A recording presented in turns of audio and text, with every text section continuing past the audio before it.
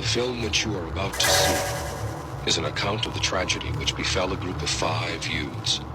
In particular, Sally Hardesty and her invalid brother, Franklin. It is all the more tragic